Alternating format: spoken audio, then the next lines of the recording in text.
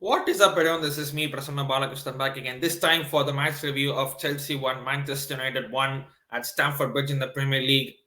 Excuse my voice if you find it a bit odd because I went for a screening and it was absolutely mad scenes there at Shedden Dallas. And I mean, you go through various emotions, through the lows, through the highs, and through everything what we went through today. It was just an absolute roller coaster we experienced throughout the whole 90 minutes.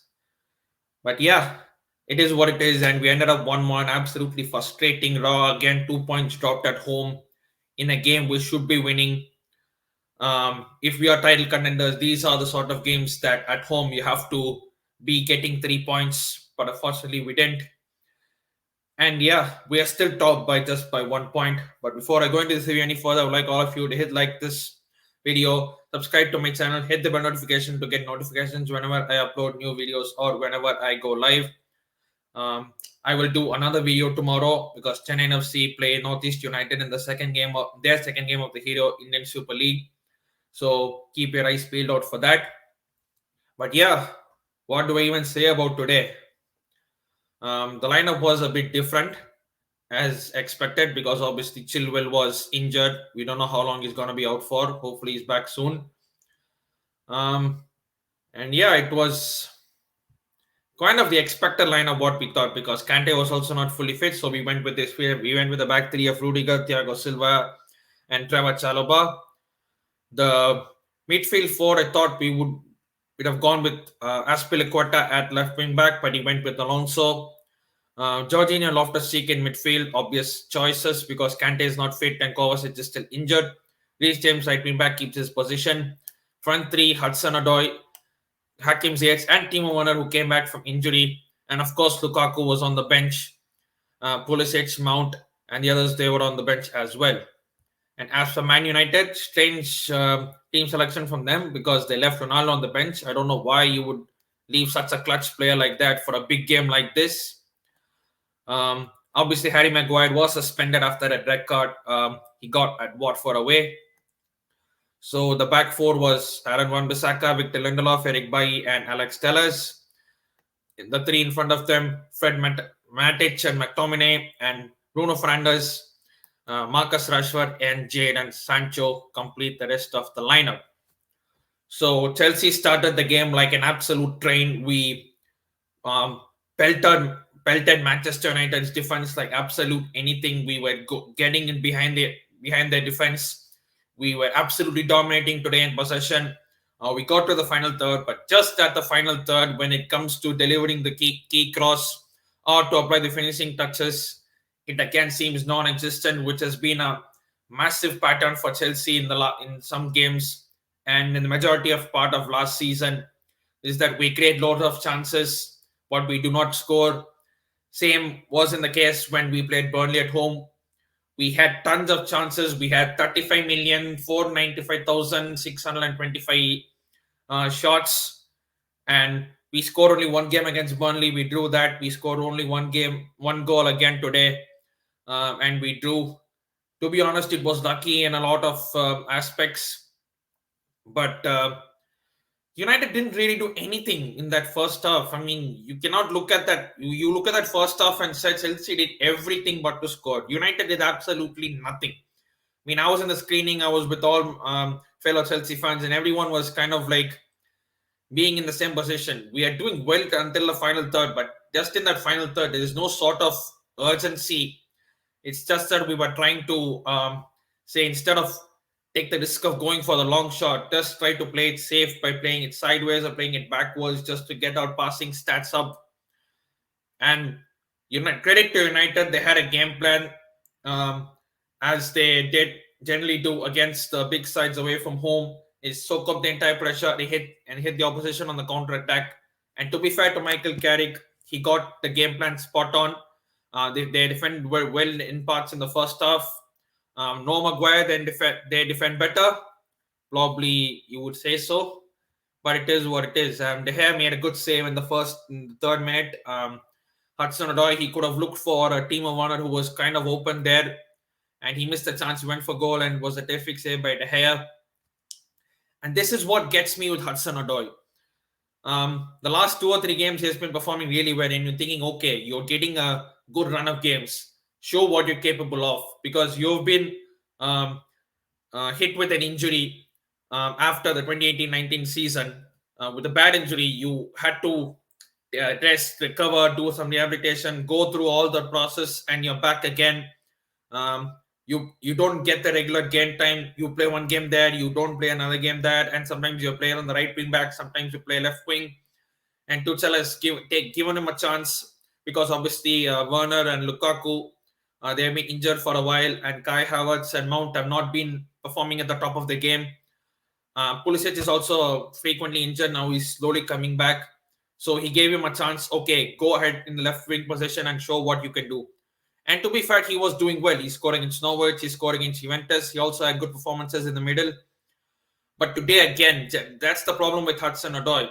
Up until the final third, he's brilliant. But once it comes to the final third, be it putting the cross in or finishing, it just doesn't seem right at that moment of time. I also remember another moment where I think it was close to the halftime interval, and Bruno Fernandes tried to pass it, play a long ball, but he just hit it, played it straight to Hudson Odoi, who was in goal. And if he had looked up a bit, he would have seen Timo Werner clear through and one-on-one. But he decided to go on his own, and it ended up being a tame shot, which was easily caught by De Gea. And we were having the moments in the first half where crosses would go unpicked, or we weren't converting them chances. The closest we came was through Antonio Rudiger. I think it was about 35th minute mark or something. He has the ball in his feet. He has no one surrounding him. He has no one pressing him. He's like, let me just try shot from here. He hits a shot, hits the fingertips of De Gea, and he goes onto the post. But that was a very good shot from Antonio Rudiger. That was this is what he's been trying to do, shooting from distance. Either it ends up straight to the goalkeeper, or it ends up in row Z. It doesn't end up anywhere in between that. So that was a good shot today. But apart from that, the first half ended up as a probably dull 0-0. And I was also saying to my fellow fans, Chelsea fans there were Chelsea fans, United fans, or be it in separate sections of the bar. And I was kind of telling him, since Ronaldo was on the bench and he'll definitely come on for the second half, this has got a 1-0 Ronaldo written all over it. It did become 1-0 to Manchester United in the second half in the 49th minute, but it wasn't Ronaldo, it was Jadon Sancho. Credits to him, it's his second goal in 2 games. He hasn't been fired. He hasn't fired for a while. He's got 2 goals in 2 games. Hopefully, he can carry on this and score loads of goals. But it was a big mistake from Jorginho. It was a corner, and there were so many headers. Bruno Fernandes clears it, hoofs it up long, and this is a problem. Jorginho is the last man back. Generally, in those situations, it's Kante, but even otherwise, you don't keep just one man back. For teams like Manchester United, who like playing on the counter, you don't leave just 2 men back. And the problem was Bruno Fernandes hoofed up the ball, and Jorginho was the last man, and Sancho and Rashford were on the chase. Jorginho has a bad touch, and Sancho capitalizes on it. It's basically 2-on-1. Mendy has absolutely no chance. Sancho went on it 1-on-1 and scored. And Jorginho's left hanging his head. I mean, at what the hell actually happened? Because if you look at the game till then, and even throughout the whole game, United did absolutely nothing in offense. And probably that is how the other teams have been feeling while playing against us, because I'll come to the stats later and I'll explain why then. But United got their tails up and they were playing well. They were playing offensively. They were getting balls into the box, but there was no one to finish it. And then we get the penalty from a corner. It's headed out, and Thiago Silva gets to the ball just before Wan-Bissaka or Eric Bailly. And Silva gets to the ball first. Bailly kicks the back leg of Thiago Silva, and that's a penalty. That's a correct penalty. For once, Anthony Taylor decides to give us the right decision. Good for him. And Jorginho atones for his sin that he gave away for the first goal. He converts it, sends the head a long way, puts it into the corner. It's 1-1. We are in the ascendancy, and this is where I thought Tuchel would bring on the substitutions, but he left it too late. He bought on Pulisic, he bought on Mason Mount, he bought on Lukaku. but it was too late for them to make any sort of impact. As obviously Chelsea were the ones who went for the jugular. We went for it. It's just that we forgot how to shoot, or sometimes we even looked like we were afraid to shoot. There were chances where we could have taken a shot, but it was we took the less risky option of passing it sideways or backwards, and it was so mad frustrating to see. I'm not sure whether the players were trying to take shots or trying to audition themselves for the IPL auction, because there were just sixes flying everywhere. I mean, all going into row Y, row X, row Z, all those things, and you that's basically what happened. I mean, this was the exact carbon copy of the Burnley game. Only difference being we scored first against Burnley. Here, United scored first, and we had a great chance to nick it at the end, probably the last kick of the game, and. Um, there was some good play down the right wing. Ziyech was in a tricky situation, but he got the ball away. Pulisic was there. He was running. He put in a cross. Rudiger was free. He hits it first time and he hits it way above. Um, I know I'm not going to blame him entirely, because that was not the reason why we drew the game, but that was a key part. And he got himself into that position. And could he have taken a touch? I'm not exactly sure, because maybe a potent striker would have taken a touch and put it in the corner, or even hit it first time into the top corner. But Rudiger thought I would just hit this first time, but he just gave it too much of power to go it on top, and that was the last kick of the game. Then this ended 1-1, and frustrating points dropped. And let's get into some details of the game. We had, I think, about 14,535,655 corners. Yeah, and Alonso took most of them. Half of them didn't even cross the first man, or half of them hit the Man United player. It took Hakim Ziyech to find a Chelsea player, and it was a great chance. Ruben Loftus-Cheek completely mistimed the header. He hit his shoulder and went out of play. And again, some of the players, they were so lackluster today. Alonso was lackluster. We missed Chilwell. We missed the directness. We missed the pace. Hudson-Odoi, till the final third, he was brilliant, and then he panicked and he was poor. Timo Werner was poor today. Jorginho, apart from that mistake, I think he had a fairly good game. Ruben Loftus-Cheek was not himself. We thought he would express himself more, because the way he just likes to wrestle past defenders and go and run up with the ball. Today, we didn't see that from him often today. Second half, we did see him win a few headers and he tried to do some things, but it wasn't enough. He should have done that more in the first half. Hakim Ziyech had a decent game, although his final product could have been much better. Reece James was decent. Thiago Silva again was a standout player of the game. You would think that him at 37, playing 2 games in a week, he would not be able to do it, but against Juventus, he was outstanding, and today again he was outstanding. Rudiger was not bad. I mean, defensively, we hardly had anything to do. It was just us doing the attacking part, and we could have conceded at the end as well. And I don't know what is the problem with Edouard Mendy and his kicking. His shot stopping ability is fantastic. He can do some incredible saves, but his kicking is still poor. There was a moment in the first half where he kicked the ball straight out of play when there was absolutely no danger. And in the second half, there was no pressure on him. There was Rudiger probably to his left-hand side in a passing range. He tries to pass it to him. He passes it straight to Fred. And we were probably lucky it was Fred, because if that was any other player, they would have created the chance for a goal. Fred tried to chip him, and Mendy stayed tall, and he came out unscathed, shall we say. But yeah, that is a frustrating draw, and I really don't know what to say. I'll probably share the table with you guys. You should be seeing it here any minute. We'll probably see some stats first. This was obviously the lineups. Just look at that stats.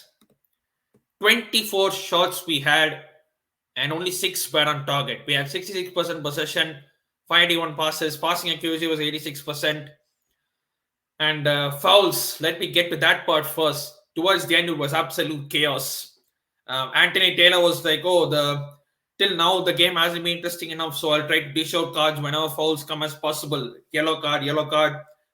You come, you have a yellow card. You come, you get a yellow card. Thomas Tuchel also got a yellow card for protesting. I mean, there was a play where Ronaldo was clearly offside, and but the play was allowed to go. It went out for a corner. Probably if he would have scored there, it would have been ruled out by VAR by offside. But Tuchel was absolutely incensed with that decision. He got a yellow card as well, and Taylor was just handing out yellow cards in like like just saying yellow, yellow, yellow, yellow. You come, yellow. You come, yellow. That was the thing today, and you look at that corner stats as well. I mean, 15 corners, 15 corners. They had to at a point whenever we got a corner, I got shit scared because they were United were gonna break out on the counter attack and go ahead and create a goal scoring opportunity. Again, 24 shots. Against Burnley, we had around 25 shots as well, and we scored only one.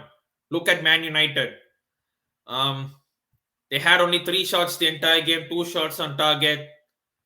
And this is what I was meaning to say at the start of this video, that probably this is what Chelsea fans have been doing for a long time. Sometimes under Mourinho, we used to have like 35%, 40% possession, win the game. We just probably 1 or 2 shots on target. We were clinical, other teams weren't. And we were mugging other teams off. And sometimes Mourinho in press conferences used to say, oh, well, I think we had only 40% possession, but we scored 1 goal. That is the most important thing. And the other team can play the beautiful football, but we are 10 points clear. That's why we're going to be champions. And this is what he used to say. Pardon me if my mimicry is super shit. But yeah, this is the full stats of the game. And the most important stat, as we all know, Chelsea won, Man United won. Jorginho with the penalty 69 minute, Jadon Sancho on the 15th minute scoring from a Jorginho assist. You can probably say that. And here is the table. We are still top by 1 point.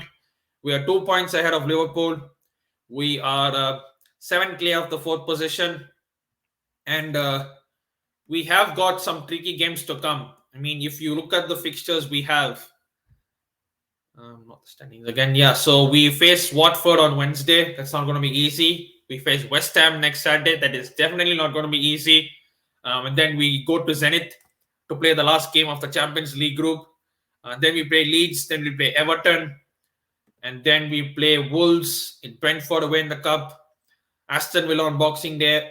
Brighton just before the New Year. And on 2nd of New Year, we play Jan 2nd, we play Liverpool. Then the fixtures come thick and fast. And you look at games like that, and you see these are the type of fixtures that you need to get 3 points. The likes of Burnley, the likes of Man United. The draw at Burnley, though, didn't seem that significant. I mean, didn't seem that big of a loss, because before that, you had Man City lose at home to Palace, and then Liverpool dropped 5 points in 2 games. They drew at Brighton at home despite being 2-0 up, and they lost to West Ham. So we were still 4 points clear. But that one seems a bigger loss now, because Liverpool and Man City, they have consistently been winning games. And this is why many Chelsea fans fear that we are not in a title race. I mean, we can still win the title. It's still far off. We're still top. But these are type of games. If you look at the past 5 title wins of Chelsea, 2004, 2005, 2006, 2010, 2015, 2017, in every 5 of those title wins, we beat Man United at home and kept a clean sheet. This time it wasn't to be. It's not that if we beat Man United at home, we're going to win the league title. But those title wins had Man United home wins as default. And you look at us against the big teams. Away at Anfield, we got a fantastic point. At home to Man City, we put in a tepid performance and lost. At home to Man United, again, absolute toothless in attack.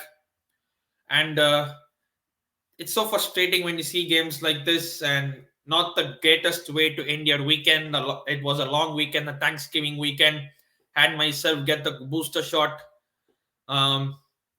Thought would end this weekend on a very happy note. It's not to be. I'm a bit happy and a bit sad. One thing is we're still top, but Not we should be at least four. We should be 4 points clear now.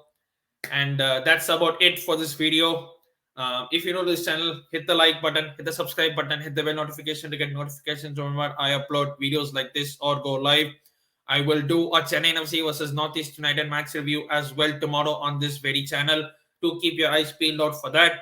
Until then, as I keep saying in every single video, we are still in the midst of a pandemic. And of course, we got the news that a new South African variant has come up, and two people are being tested. Two South African nationals are tested positive in Bangalore. So I just hope the third wave or the third spike doesn't come, and we all continue to stay safe and continue to wash some hands. Thank you, everyone. See you tomorrow.